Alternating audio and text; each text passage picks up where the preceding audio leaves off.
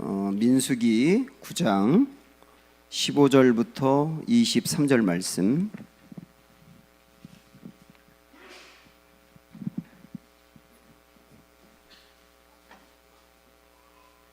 민수기 9장 15절부터 23절 말씀. 구약성경 210쪽에 있습니다.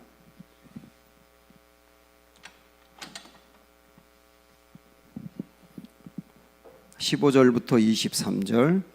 성막을 세운 날에 구름이 성막 곧 증거의 성막을 덮었고 저녁이 되면 성막 위에 불 모양 같은 것이 나타나서 아침까지 이르렀으되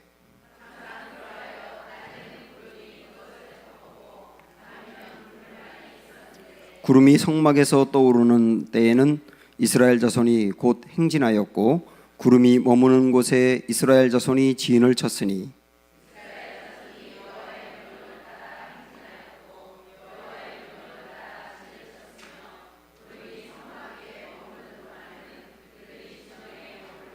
구름이 성막 위에 머무는 날이 오랠 때에는 이스라엘 자손이 여호와의 명령을 지켜 행진하지 아니하였으며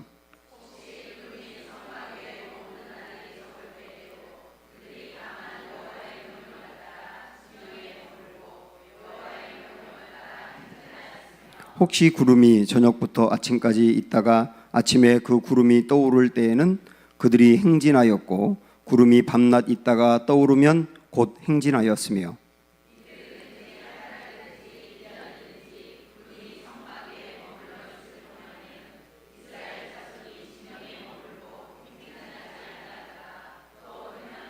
같이 읽습니다. 곧 그들이 여호와의 명령을 따라 진을 치며 여호와의 명령을 따라 행진하고 또 모세를 통하여 이르신 여호와의 명령을 따라 여호와의 직임을 지켰더라.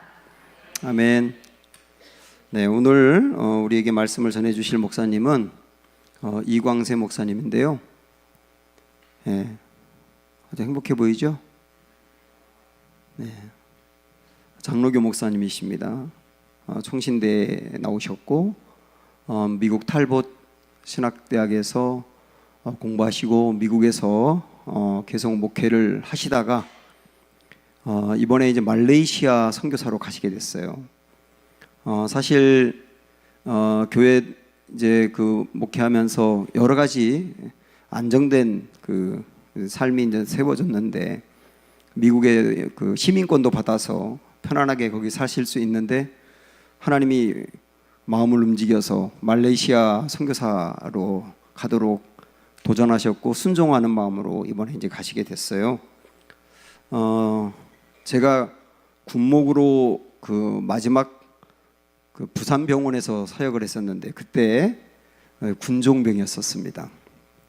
우리 1년 동안 같이 재밌게 있고 그 다음에 헤어졌다가 오랜만에 만나게 됐는데 오늘 이렇게 예배 전에 같이 말씀을 나누다 보니까 그때는 군종병이었었는데 지금은 제가 배울 게 되게 많더라고요. 그래서 성장해 와서 이렇게 보게 되어서 정말 반갑습니다. 말씀 들을 대로 은혜 많이 받으시고 오른손 높이 들어서 할렐루야로 인사합니다. 할렐루야.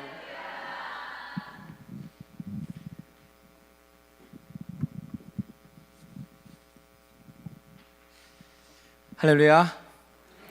반갑습니다. 이광세 목사라고 합니다. 저는 미국 캘리포니아 발렌시아라는 지역에서 왔어요. 로스앤젤레스에서 북쪽으로 한 1시간 정도 떨어진 지역입니다.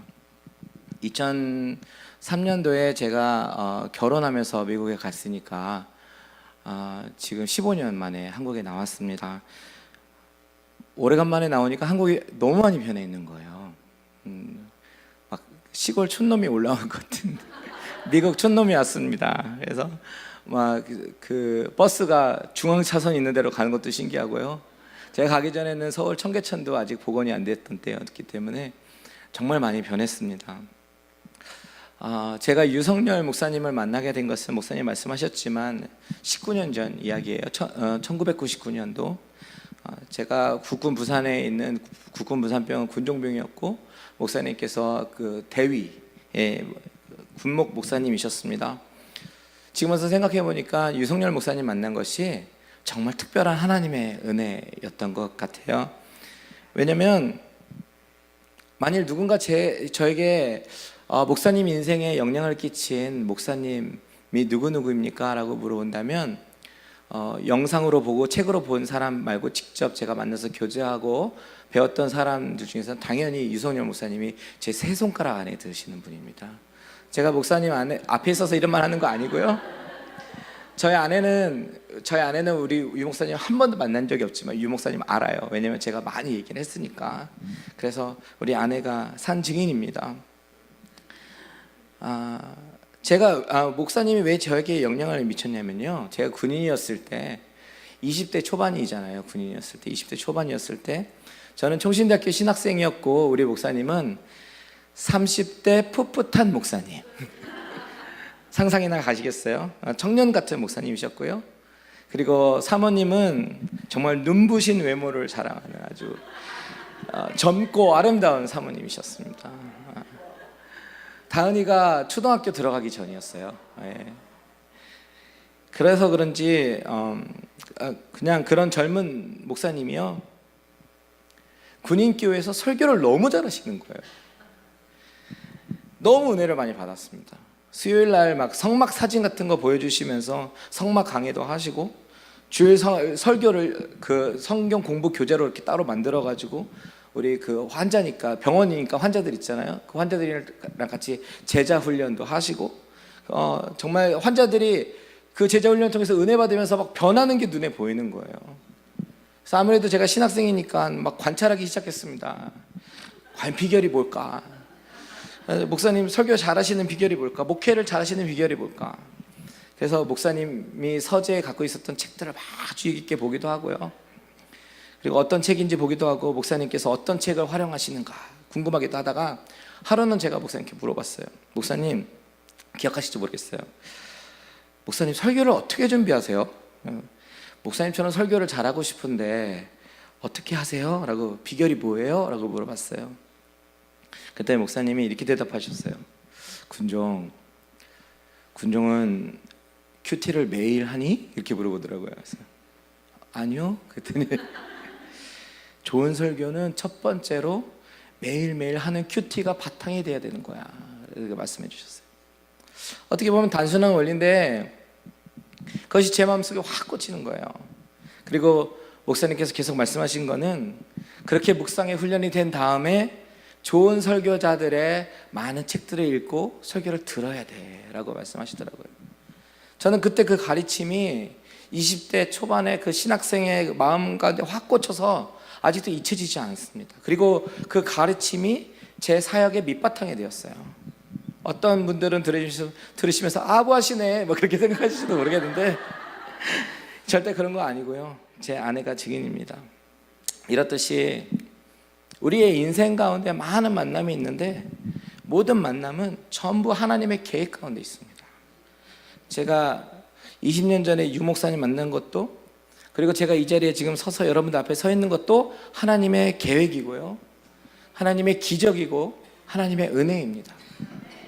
제가 오늘 말씀을 여러분과 나누면서 이렇게 인생의 많은 만남들, 많은 사건들을 통해서 하나님이 얼마나 구체적으로 많은 것을 계획하시고 하나님 당신의 뜻을 이루어나가기 위해서 어떻게 제 인생 가운데 제 계획과는 전혀 상관없이 다르게 하나님께서 콜링하시고 부르시고 선교사로 헌신하게 되었는지 제 간증을 섞어서 나누기를 원합니다.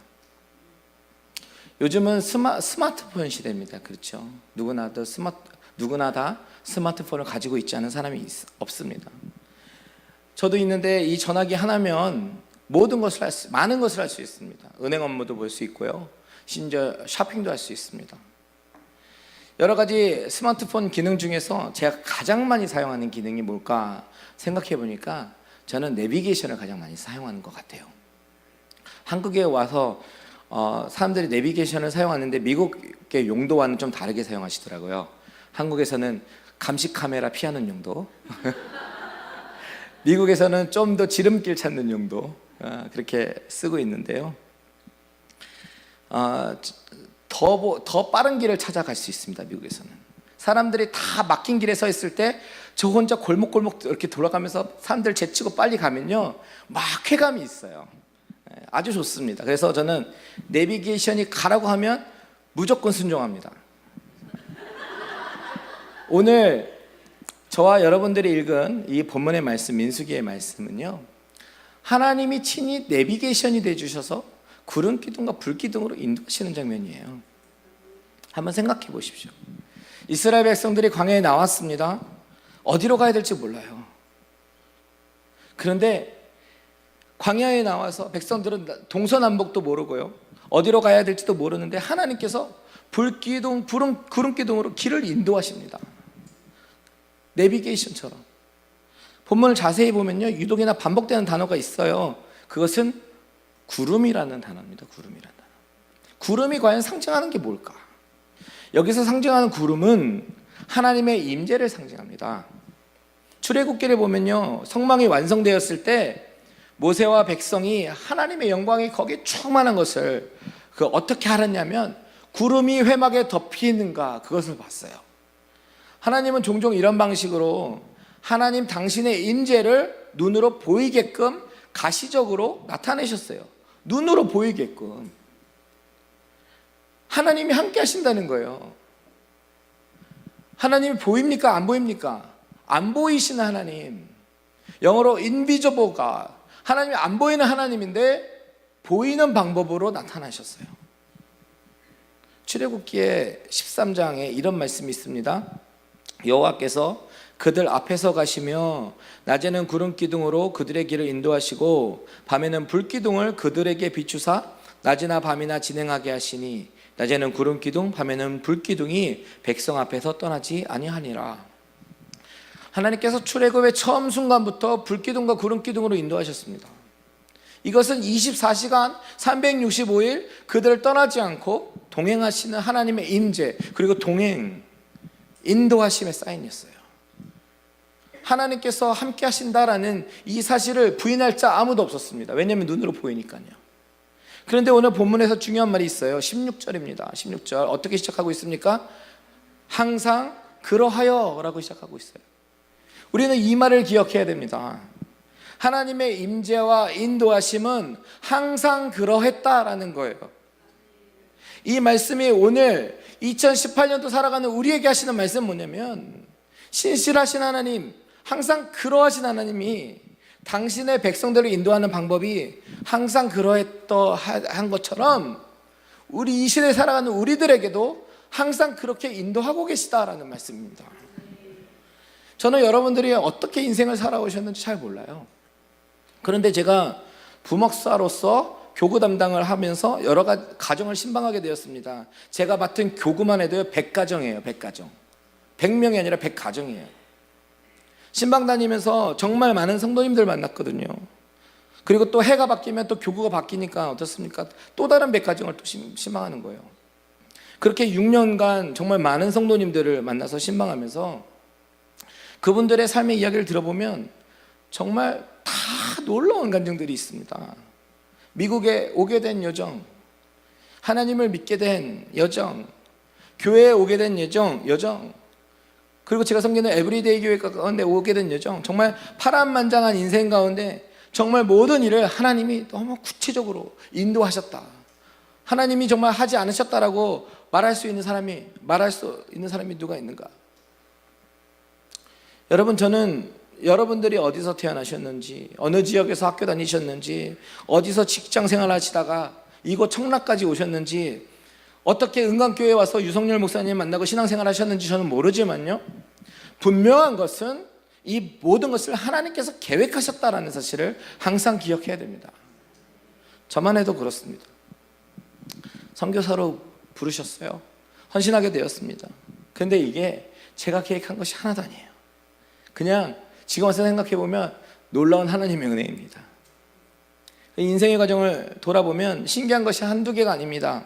어떻게 미국에 갈래야 갈 수도 없는 가난한 개척교회 목사 아들이 하나님의 인도하심으로 또 계획하심으로 미국 땅까지 간 것도 신기한데, 미국에서 공부하고 삶을 이어나갈 수 있었던 것도 신기하고요, 때로는 정말 먹을 것조차 없어가지고 궁핍할 때도요, 하나님은 광야에서 백성들에게 만난을 주셨던 것처럼, 까마귀를 보내주셨던 것처럼 저에게도 그때그때 필요를 채워주시고, 그리고 나중에는 좋은 교회에서 부목사로 사역할 수 있었던 것도 하나님의 은혜, 하나님의 인도하심이었습니다.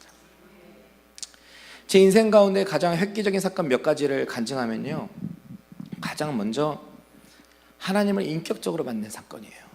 중학교 때 제가 하나님을 나의 주님으로 만나기까지, 그 전까지는 저는 부모님 때문에 교회에 그냥 다녀주는 사람이었습니다. 아버지가 부목사님이셨고, 아시는 분 아실지 모르겠지만 부평역 앞에 부평중앙교회라고 있어요. 그 교회 부목사님이셨어요. 저는 지금 생각해보면 그때 믿음이 없었던 것 같아요. 그 전까지는. 하루는 아버지가 청년부 수련회를 인도하러 짐을 싸고 계셨는데, 저는 그때가 방학이었기 때문에 혼자 있기는 너무 심심한 거죠. 그래서 아버지 저도 따라가도 되나요? 그랬더니 그래, 따라가도 된다. 그래가지고 저도 같이 이제 기도회 수련을 따라갔습니다. 심심해서 간 거죠. 기도의 시간이 됐어요. 기도의 시간에 저는 기도하지 않고 형과 누나들이 어떻게 기도하나 이렇게 봤어요. 근데 어떤 누나는 너무 열심히 기도하는 거예요. 눈에서 눈물을 흘리기 시작합니다. 그리고 또 다른 누나는 막 방언을 말하기 시작한 거예요. 내가 보기에는 정말 이해가 안 가고요, 좀 정신이 이상한 거 아니야? 라고 이렇게 생각했습니다. 왜? 뭐 때문에 저렇게 과연 울면서 기도하고 이렇게 기도할까? 열심히 기도할까? 왜 저런 이상한 방언을 말하면서 기도할까? 궁금하기 시작했어요. 그래서 저는 궁금해서 하나님이 정말 진짜라면 다른 사람들 만나주시는 것처럼 저도 만나주세요. 저는 그냥 그렇게 기도했어요. 한 5분 정도 기도했을까요? 근데 갑자기 하나님이 제 마음 가운데 그동안 제가 지었던 죄를 생각나게 하시는 거예요. 그동안 부모님께 거짓말했던 것들, 친구네 집에 가서 심지어 동전을 훔쳐왔던 것들, 동네 아이들 때렸던 것들, 하나하나씩 떠오르기 시작하는 거예요. 근데 그 떠오르면, 그걸로 끝나면 괜찮은데, 이 떠오르고 회개하지 않으면 안 될 것 같은 그런 마음을 주시는 거죠. 죄에 대한 애통한 마음을. 그래서 죄를 고백하고 용서를 빌면 끝났는데 또 다른 죄가 생각나. 또 회개해야 돼. 끝났는데 또 다른 죄가 생각나. 자꾸만 이렇게 한 얼만큼 했는지 모르지만 한 시간 정도 회개했던 것 같아요. 제가 그렇게 추악한 인간인지 추악한 죄인인지 몰랐습니다. 그냥 울었어요. 마음이 찢어지는 것 같았습니다. 내가 지은 죄 때문에 주님이 고난당하셨다라는 그런 사실이 정말 머리에서 가슴으로 내려와서 펑펑 울었어요. 울고 또 울었습니다. 그렇게 하나님은 저에게 찾아오셨어요. 제 실존을 바라보게 하셨어요. 그리고 나를 용서해달라고 회개했을 때 그 눈물의 기도 이후에 찾아온 마음의 평안, 그리고 구원의 확신, 그것을 경험했습니다. 이것이 저의 중생의 경험이에요. 그리고 또 내 인생에 있어서 두 번째로 중요한 사건은, 제가 총신대학교 신학과 입학하면서 낙도선교회라는 것을 알게 된 것이죠. 낙도선교회라는 그룹이 있었는데, 그 그룹은 방학 때마다 조그만 섬에 가서 그 마을 사람들에게 전도하는 그런 그룹이었습니다. 그런데 놀라운 것은 어느 날 그 하루를 팀원들이랑 같이 이제 전도하고, 집집마다 들어서 전도하고 하루를 정리하면서 모여서 이제 기도를 했습니다. 기도의 시간에 하나님이 제 마음 가운데 찾아오셔서 오늘 만났던 영혼들을 하나씩 하나씩 생각나게 하시는 거예요. 그런데 애통하는 마음을 주시는 거예요. 너무 마음이 아팠어요. 이것이 하나님의 마음이구나. 하나님이 잃어버린 영혼을 바라볼 때 이렇게 마음이 찢어지시는구나. 가슴으로 알게 됐습니다. 그래서 그 이후로 저는 영혼을 향한 하나님의 시선을 알게 되었습니다. 그리고 또 낙도선교회가 중요한 거는요, 제 사랑하는 아내를 거기서 만났거든요. 신앙과 비전이 같은 어여쁜 아내를 하나님께서 준비해 주셨습니다. 그때까지는 제가 선교사로 헌신할 거라고는 전혀 생각하지 못했고, 단지 그냥 나중에 목회를 하면, 교회를 하면 선교에 힘을 많이 쓰는 그런 목회를 해야겠지, 그렇게 생각을 했습니다. 세 번째 중요한 사건은 전도사로서의 첫 사역이에요. 조그만 개척교회였는데 그 교회에서는 저를 첫 단기 선교를 경험하게 했습니다. 해외 선교를. 그것이 말레이시아입니다. 밀레메 사는 원주민들을 보고 하나님은 저에게 흥분된 마음을 주셨어요. 그 영혼들 바라보고 그 흥분된 그 마음은 선교가 마쳤는데도 한동안 가시지 않았습니다. 그래서 내가 결혼하기 전에 한 2년에서 3년 정도 단기 선교사로 헌신하면 좋겠다라고 생각했는데 저의 마음과 상관없이 하나님은 미국 땅으로 훅 인도하시더라고요. 그래서 그냥 그런가 보다 하고 잊어버렸습니다.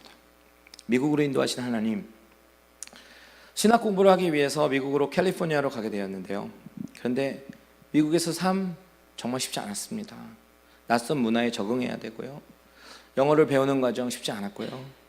또한 재정적으로 많이 힘들어서 흔히 이민자들이 겪는 그런 고통들을 많이 겪었습니다. 세탁소에서 옷을 다려야 됐고, 피자 배달도 했고, 샌드위치 그런 집에서도 일하고, 열심히 일하고 영어를 배웠습니다. 그런데 이것조차도 하나님께서 준비하신 일이었다라는 것을 나중에 깨닫게 되었어요. 그 당시에는 깨닫지 못하고 하루하루 살기에 바빴어요. 그러다가 아내가 일하던 유치원으로부터 영주권을 받게 되고, 저는 영주권을 받자마자 미 육군 소위로 인간에서 군목학교에 입학하게 되었습니다. 미국에서 젊은이들에게 비전을 심어주고 싶었고, 그 당시 아프가니스탄에 파병되는 군인들이 얼마나 언제 죽을지 몰라서 불안해하는 그런 장병들에게 죽음 이후에 영원한 삶에 대해서 소개시켜주고 싶었고, 복음을 선포하고 싶었습니다. 그런데 미군으로서의 삶보다는 한인교회에서 목회하시는 현재 목사님 만나면서 이분께 정말 배우고 싶다. 그래서 제대 신청을 했고 한인교회 부목사로 사역을 하게 되었습니다. 미국에서 3,000명 정도 모이는 교회는 굉장히 큰 대형 교회입니다. 근데 그런 교회에서 사역하다 보니까 점점점 내 삶이 익숙해지기 시작하는 거예요. 매일 같은 패턴의 삶을 살고요. 그리고 경제적으로도 안정이 되어 갑니다. 그리고 점점 모든 것이 미국에서 살기 안정되어 있었고, 미국에서 그 고생의 시기를 거쳐서 이제는 안정의 시기로 접어들었습니다. 6년간 사역했는데 보통 이런 식으로 대형교회에서 부목사로 인정받으면서 사역하다 보면 보통 담임 목사님을 찾는 교회에서 청빙이 들어오거나 아니면 개척을 해도 막 잘할 수 있을 것 같은 그런 마음이 들었습니다. 왜냐하면 열정이 있었고 정말 개척을 해서 부흥을 일으켜보고 싶었거든요. 근데 그렇게 현실에 안주할 때 하나님은 어느 날 저에게 찾아오셨습니다. 너무나 뜬금없이 갑자기 찾아오신 하나님. 하나님의 부르심, 하나님의 콜링은 저의 마음을 막 두드리기 시작하셨어요. 새벽 예배를 마치고 기도를 하고 있었는데 하나님이 갑자기 15년 전에 말레이시아 단기 선교 갔었던 것을 기억나게 하시는 거예요. 너무나 뜬금이 없었어요. 근데 이상한 거는 마음이 막 요동이 치는 거죠. 그때 단기 선교 이후에 흥분되고 2, 3년간 단기 선교사로 헌신하고 싶었었다라는 그런 생각들이 다시 한번 리마인드 되면서 다시 떠오르면서 그때 흥분과 감동들이 다시 올라옵니다. 그때 말레이시아 그 시골의 정글에 사는 원주민들 대상으로 단기 선교를 했었는데 그때 받았던 영적인 충격, 그 문화적인 충격과 감동, 그리고 영적인 흥분, 이런 감정들이 다시 막 되살아나는 거예요. 하나님이 부르시는 거 아닌가라는 불안한 마음이 들었습니다. 그런데 미국의 삶이 많이 안정됐고 삶이 좋았던 저로서는 그런 흥분과 감동 때문에 쉽게 결정할 수가 없는 거예요. 왜냐면 자녀들도 생각해야죠. 아이 셋이나 낳아놓고, 큰애는 지금 이제 한국식으로 말하면 중2인데요 미국에는 고등학교가 4년제이기 때문에 올 여름에 고등학생이 됩니다. 정말 중요한 시기잖아요. 미국의 삶이 너무 안정되어 있었고 저는 청빙 아니면 개척할 거라고 생각했지 선교를 갈 거라고는 이만큼도 생각 안 했거든요. 그런데 하나님이 계속 감동을 주시는 거예요. 이거는 그냥 한순간의 감동일 거야. 반응하지 말자. 여기 딱 이렇게 했어요. 그런데 하나님의 부르심은요 그때부터 집요하게 시작되시는 거예요. 며칠이 되어도 며칠이 지나도 그 감동은 식어지지가 않는 거죠. 난 애써 외면하는데 마음을 하도 요동쳐서 일부러 아내한테 이야기 안 했습니다. 왜냐면 무서워서요. 하나님이 부르실까 봐. 근데 어느 날 침실에 딱 누워있는데 머릿속에 온통 말레이시아 선교밖에 생각이 안 나는 거예요. 그래서 여보 자? 그랬더니 아니 왜? 할 말이 있는데. 그랬더니 뭔데? 그랬더니 며칠 전부터 계속 하나님이 선교에 대한 마음을 주시는데 어떡하지? 그랬더니 묵묵무답 이렇게 얘기해. 점점점. 그러다가 이제 그러면 기도해야지. 아내와 함께 기도하는데요, 침대 바로 내려와서 둘이 손 붙잡고 무릎 꿇고 기도하는데요, 성령이 뭔가 함께 하심을 강하게 느꼈어요. 아내가 하던 평소의 방언이 아니라 막 기도가 바뀌고 뭔가 좀 달랐습니다. 그때부터 저는 막 기도에 매진했고 하나님의 말씀에 듣는 것에 매진했습니다. 유튜브 설교 막 찾아서 듣기 시작했고, 둘이서 큐티하면서 매일매일 쉐어하기 시작했고, 그리고 설교 들을 때 정말 하나도 놓치지 않으려고 막 노력했습니다. 이게 순간의 감동이 아니라 정말 확실한 응답이기를 기대했습니다. 근데 어느 날 새벽에 나서 설교하고 기도하는데요, 하나님이 주시는 이 거룩한 부담감이 너무나 강하게 와서 또 기도를 하고 사무실에 올라와서 그냥 무심코 구글에 들어가서 말레이시아 선교라고 쳤더니요, 어떤 선교사님이 말레이시아 원주민들을 대상으로 하는 그 선교 동영상이 뜨는 거예요. 근데 그거 보니까 더 마음이 막 요동치는 거예요. 가뜩이나 힘들어 죽겠는데 그 영상 보니까 막 심장이 뛰는 거예요. 그래서 그 유튜브 영상을 아내한테 이렇게 보냈습니다. 한번 보라고, 시간 제가 보라고. 근데 그때 아내도 막 이렇게 큐티를 해가지고 그날 큐티한 걸 사진을 찍어서 이렇게 나한테 보낸 거예요. 그게 이제 고린도서 1장 18절에서 22절인데 지금 시간이 없으니까 대충 얘기하면 순종에 대한 말씀이에요. 순종에 대한 말씀. 순종에 대한 말씀은 우리를 때리기 시작하시는 거예요. 하나님이. 한번 보여주시겠어요? 사진을? 아내가 이렇게 사진을 찍어서 보냈습니다. 근데 이거는 매일 성경이라는 그 큐티집인데, 거기 보면 하나님의 약속을 위한 성취를 위해서 그리스도께서 기가의 대가를 치르셨습니다. 그래서 이제 제가 지금 다 읽으면 시간이 없을 것 같으니까 어쨌든 순종에 대한 말씀을 하셨는데요, 여기까지는 괜찮았어요. 정말 하나님 집요하시네. 또 밑에 박스가 있어요. 조그만 글씨에 거기에 뭐라고 써 있냐면, 신실하신 하나님 앞에 그리스도와 복음을 위해 기꺼이 대가를 지불하는 삶을 살게 하여 주소서. 이슬람 국가인 말레이시아에는 이슬람에서 기독교로 개종하는 자들이 아주 적고 개종자들을 돌보려는 교회도 거의 없다. 주요 종족인 말레이족을 향한 선교 사역의 돌파구가 마련돼도.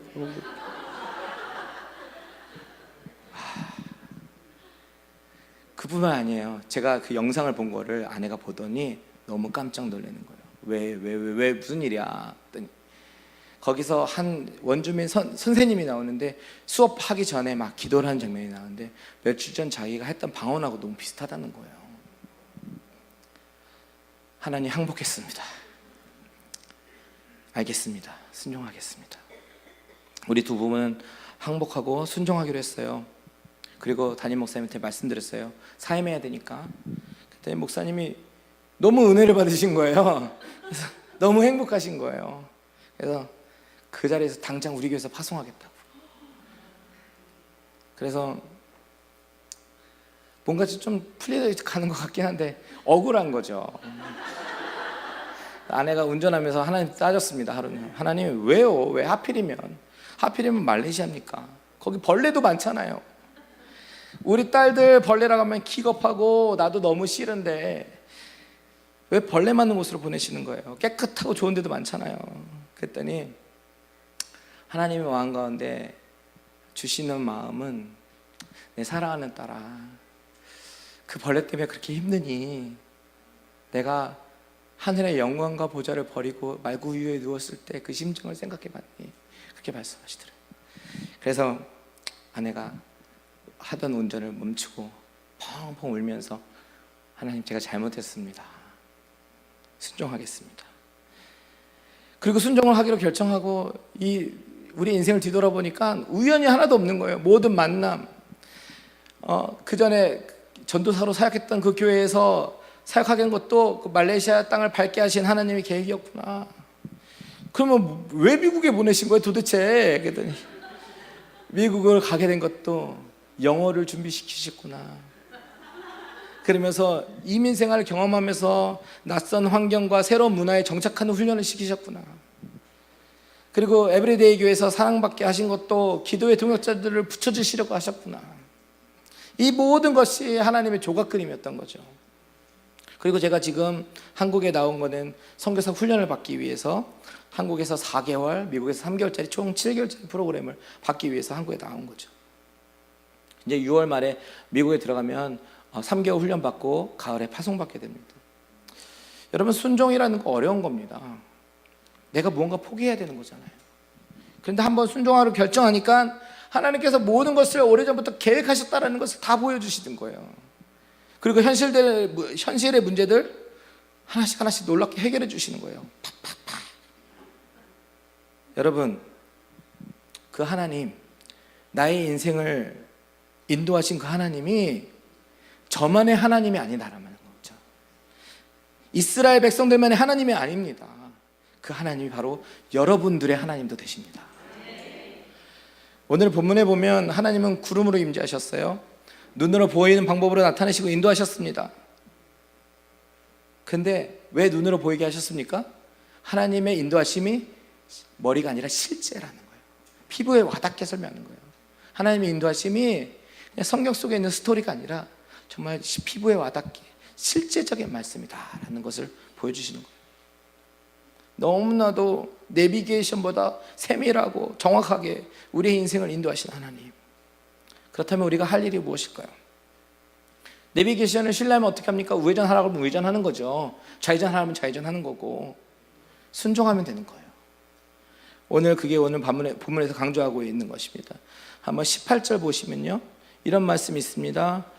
이스라엘 자손이 여호와의 명령을 따라 행진하였고 여호와의 명령을 따라 지내셨다. 19절 중간에 보니까 자손이 여호와의 명령을 지켜 행진하지 아니했고, 20절에 중간에 다만 여호와의 명령을 따라 진영에 머물고 여호와의 명령을 따라 행진하였고, 23절에 곧 그들이, 다 같이 읽어볼까요? 23절 시작. 곧 그들이 여호와의 명령을 따라 진을 치며 여호와의 명령을 따라 행진하고 또 모세를 통하여 이르신 여호와의 명령을 따라 여호와의 직임을 지켰더라. 아멘. 구름이 떠오르면 하나님이 이제 가라는 얘기구나. 그리고 텐트를 걷는 거죠. 그리고 구름이 성막에 머무르면 머무르라는 거구나. 머무는 거죠. 이것이 바로 하나님을 철저하게 신뢰하고 의지하는 자의 모습입니다. 광야의 여정 좀 어렵죠. 그런데 순종하면 되니까 되게 단순하네라고 생각할 수 있을지 모르지만 순종 그렇게 쉬운 거 아닙니다, 여러분. 그런데 그럼에도 불구하고 하나님 앞에 순종했을 때 하나님께서 예비하신 축복이 너무 어마어마하다라는 거죠. 저는 오늘 이 본문의 말씀 통해서 저와 여러분들이 철저하게 우리 자신을 돌아봤으면 좋겠습니다. 말만 하나님을 믿는다고 하진 않는 건지, 정말 내 삶을 전적으로 그분께 드리고 신뢰하고 항복하며 살아가고 있는지. 내비게이션 말을 안 들으면 어떻게 합니까? 다시 돌아와야 돼요. 근데 그분께 납작 엎드리고 인도하심을 구하는 저와 여러분들 되시기를 주님의 이름으로 축복합니다. 다 같이 찬양하고 기도하겠습니다. 주님 말씀하시면 내가 나